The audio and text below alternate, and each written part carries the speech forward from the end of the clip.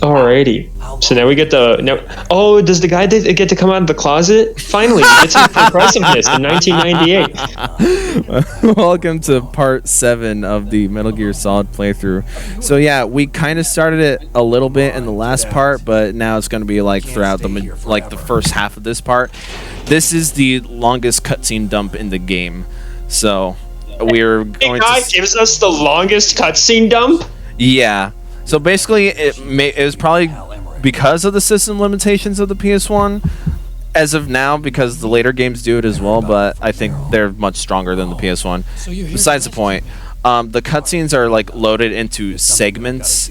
Like I cut out the loading times here, but there's like basically like a 5 second like screen of black or white, yeah, between cutscenes. So I just cut those out for the sake of, you know, if that's all, it's nothing to worry about. I can't, the word just came into my mind and left. Cool. Metal Gear. Metal Gear. For the sake of enjoyment, yeah. I suppose. Metal Gear really designed for. So, it's a mobile TMD. Yeah. It's designed to shoot down nuclear missiles. Right. Only for Let's see what the anime guy has to tell us. Yeah, so this guy was the guy that basically designed and built the Metal Gear of this game. The terrorists are planning to use Metal Gear to launch a nuclear missile. You telling me you didn't know? They're gonna put a dismantled warhead into Metal Gear's TMD missile module? Wrong. From the beginning, the purpose of this exercise was to test Metal Gear's nuclear launch capability using a dummy nuclear warhead. The terrorists are just continuing the work you started. No, you're wrong. I heard it directly from your boss, Baker. No. A nuclear missile on Rex? So you really didn't know? No. All the armament was built by a separate department, and the president personally supervised the final assembly of the main unit. President Baker? Yeah. I was never told exactly what they armed Rex with. I only know it's equipped with a Vulcan cannon, a laser, and a railgun. A railgun, you said? Yeah. It uses magnets to fire bullets at extremely high velocities. The technology was originally developed for the SDI system and later scrapped. We were successful in miniature. Imagine if we have a railgun in real life one day. That would be so fucking terrifying. Like a railgun of this size? Well, that too, but I mean a railgun in general. Aren't railguns a thing already? Are they? You know, I actually don't know. The power of the internet in the palm of our hands. Yes. Let's give this a look. Here we go, yep. I figured... We have technology. Bangs the dollar with the computer. Railgun... Get out of here, Rule 34. Do railguns exist? People have been building weapons that propel bullets with magnetic force for more than a century. Metal Gear's code. So yeah, they do exist. They've existed. They do for not. a while. I would assume that's how the name exists anyway. Right. Because so they do not currently exist in a practical, usable form. Ah, I see. But a helical railgun was built at MIT in 1980 and was powered by several banks of, for the time, large capacitors. Interesting. I like to say for the time. That means that we have larger capacitors now, meaning that it could probably be more lethal. What is it? What does for the time mean? When was that? 1980. 80. Approximately 4 farads. What's a farad? Or a farad? Damn. I'm such a fool. It's all my fault. So a farad is the SI-derived unit of electrical capacitance. So the amount of capacity that a magnet has, basically. Oh, okay. Yeah, that's a lot of math that I don't want to. I don't want to look at. From what I'm hearing, it's essentially high velocity electromagnetic power that launches the bullets, right? Yeah, basically. Gotcha. They're literally like fucking imagine pushing something really hard. Right.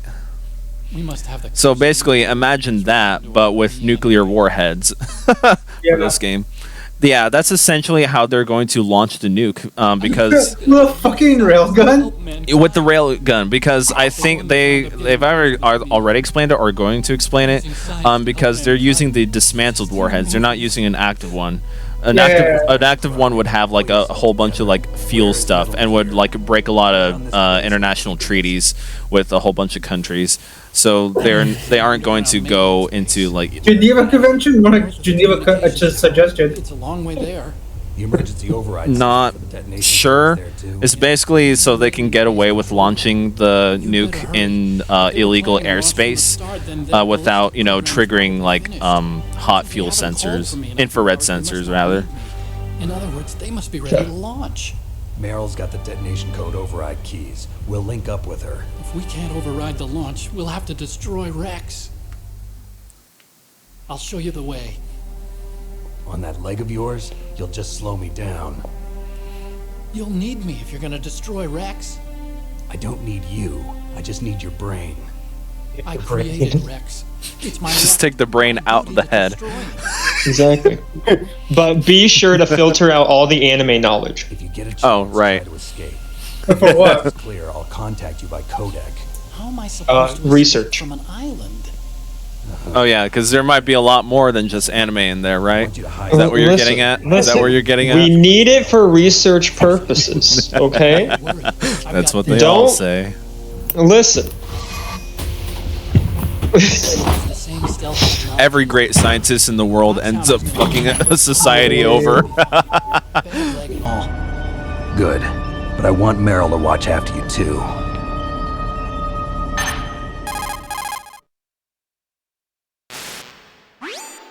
Meryl, the engineer's okay. That's a relief. I want you to look after him. Where are you now? Very close. There she is! Over there! Oh no! Damn, they've spotted me. Meryl, what happened? Something's wrong. Did you hear something? Wasn't that some kind of music? What did she look like? She was wearing the same green uniform as the terrorists. A disguise? She had such a cute way of walking. She kind of wiggles her behind. You were really looking. Well, she's got a very cute behind. Wow.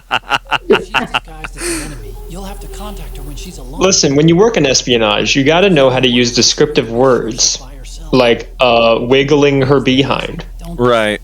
That is the technical term that that espionage personnel like to use. We also like to use the term "junk in the trunk," or as they would say in a PS1 game in 1998, "Damn, those polygons be doing stuff." Lara Croft, anyone? Oh man, I'm a little the nervous. simple joys of being a teenager in the 90s when Laura Croft made her appearance. Man, that what a time. Getting the that camera would've been. angle in just the right spot Just so the you can right see spot. some triangle. Yeah, Right. those fucking triangles. Japan was the first country to successfully make bipedal robots. They're still the best in the field. of Japan was the first country. Have you seen their technology? It's far behind. It's far beyond anything else. Did. Look at this anime. Get into science. This is anime. Apparently, the footage here was from another Hideo Kojima game he made for the Sega CD Japanese anime. called Police Knots. I have no idea what it's about. Oh, But that's why there was a poster for Police Nuts in that room. yeah, it's Hideo Kojima's game. I was trying to figure out what that was because I was like, is that supposed to be like some fake movie poster or something? It's a game / movie he made for the Sega Wow, CD. Yeah, That's all over. that's amazing. I like that too. It's a nice touch. All I want from you is information. Will I ever play it? Well, do I look like I own a Sega CD? Rex will have this place. Also, with this So going back to emulators. ammo or rations, just tell me and I'll bring them. Oh yeah, gameplay. If you're ever like running low on either bullets or food or what have you, you can just call Otacon and he'll like stealthily bring it to you. I never find any use out of that though because I'm skilled at this game. I'm a gamer. Yeah, you're just built different. I'm a pro gamer. I'm built different. Oh man. I'm built incorrectly. It's like pro gamer with like 3 O's in pro, and it's spelled GAYMAR. I'm a pro gamer. You still haven't found Meryl? Snake, the warhead storage building that you're in has 1 floor above ground and 2 floors below ground. Why don't you search there too? Oh man, there's like 3 equals 4. Trying to do math. The first floor basement. Oh man. Wait, there's 3 floors? Basically, what I'll make you a joke. Oh, okay. I thought I could punch the window there. Why did you try to punch the window? I tried. Why would you do that? Well, like, because Gray Fox did it during the boss fight, so I thought. Well, yeah, but if you break the window, then that means that they're going to have to replace it. They're going to have to come to my work. I'm going to have to give them Dude, the there are fucking dead shit. bodies on the floor. Well, somebody's gotta clean that up. Oh, speaking of my work, okay. Do any of you guys know who Fabio is? No. I don't Okay, think I didn't so. expect you guys to. So Okay. Fabio was like this really big like heartthrob back in like the 80s or like 70s or something. What? He was this real. If you just look up Fabio, you'll see a picture of him. It's him like shirtless with his hair flowing in the wind. He shops at my Home Depot. Really? Yeah. Okay. I didn't expect you guys to know who Fabio was. Fabio is something that only like Gen X and boomers would get. Only reason I know who Fabio is because people would say you look like Fabio to me every like once in a blue moon. To you? Yeah. Okay. Just because of my long hair. That's the only similarity, is just I have long hair. Huh. Okay. But yeah. Anyways, back to the topic of today's show. Metal Gear. Well, he was someone famous in the 80s. I think all I know is that he got famous because he had like a 4-pack and had hair flowing in the wind. That's all I really know. Huh. Okay. I don't think your hair is that particularly long, is it? I mean, it's not the longest it's ever been. Okay. At least I don't think it is. I don't know. Like the your hair longest was I've had my hair. I don't think your hair was ever as long as mine was back in high school, was it? I didn't know you. I only knew you like for like, what's it called? He was an actor. Okay. So I couldn't tell Who are you talking about? you. Oh, me? Well, Yeah, I don't knew. don't you remember me with long hair? A junior and Time senior? Rush? What the hell? Did you have long hair during junior year? Yeah. What? I never cut my hair the entirety of high school. He was in Sharknado 5? What the hell is he doing in Sharknado 5? I don't know. No, Sorry, so Fabio, so Lanzoni is his last name. He's an Italian actor. Why is Fabio famous? that has to be a question. You know something's wrong. He was born in 1959. He is known as Fabio, is an Italian-American actor, fashion model, and spokesman. Huh. Okay.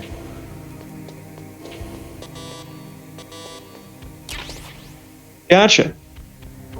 Cool. Cool. Time to kill somebody else in the bathroom. Yeah. Oh yeah, what I'm doing right now. So the thing that I've been saying, oh jeez, okay. About like Meryl, because she's disguised as a guard right now, she has a funny way of walking. She has a different walk animation than all the other soldiers. So you have to like look for that when trying to find her on this floor. Interesting. Detail, and I'm glad that this game pays that much attention to it. Right. So you have to stare at some asses for a while. I mean, who's Yeah, you gotta do some research. Yeah. There we go. Yeah, she's going into the women's bathroom right now. Don't move. Uh-oh. That happens to me every time I walk into a women's bathroom. I get a gun pointed to my back. There's no way you could pass for a man for long. What do you mean? Hey, men aren't allowed in here. I had no idea you were so feminine. So interestingly enough, if you follow Meryl like directly afterwards, she'll be in her underwear like this, but if you wait long enough, she'll be fully clothed. Besides, it's a waste of time. Again, it's amazing how much detail this game pays attention to. Yeah, I really like that about this game. Especially for a 1998 PS1 game. Yeah. I mean, like, I'm not sure when exactly, like... I mean, there were obviously standards for every generation of gaming, but I'm not sure when they, like, really became in-depth. I imagine some, like, Super Nintendo, even NES RPGs did this long before mainstream games did, because, you know, storytelling would be like that. But, you know, we finally got it up to that place where attention to detail was a very big thing. But Snake, you're a hero, aren't you? I'm just a man who's good at what he does, killing. There's no winning or losing for a mercenary. The only winners in war are the people. That's right, and you fight for the people. I've never fought for anyone but myself. I've got no purpose in life, no ultimate goal. Come on. It's only when Just some random guard outside who's hearing a man and a woman talk in the woman's restroom is just like, what the fuck? You love war and don't want it to stop? Is it the same with all yeah. great soldiers throughout history? Why didn't you contact me? My codec was broken. Is that all? Shouldn't you just be happy we met up like this? How did you recognize me in disguise? I never forget a lady. So there's something you I like forget about a me, lady. Yeah, you've got a great butt. Oh, I see. Eyes, never but. Wow. Wow. This is some great writing, guys. I don't know. I think this is the best written game I've ever seen. Okay, it's at least better than Kojima's latest game, Death Stranding. So it's all No, actually, I take that back. The greatest written and greatest voice acted game I've ever seen is Shenmue. Shenmue 1, 2, and 3, all three great games. Greatly voice acted. Watch Video Game Donkey. His reviews of the games are amazing. I sense a lot of sarcasm in your voice. If we can't Listen, no, this is 100% real. Okay. Anyone else calling Cap? I know this place better than you do. You'll just slow me down. You don't have enough battles. I know, seems pretty base to me. I promise. And what if you do? Then you can shoot me.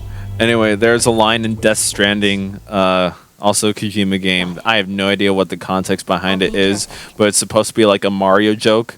But they're also on the beach, so it was like, yeah, we'll run down like Mario and Princess Beach. In the mirror. I've always It's not despised that kind of woman. it's not good. I always dreamed of becoming a soldier. But I was wrong. It wasn't really my dream. My father. He was killed in action when I was younger. You wanted to follow in your father's footsteps? Not really.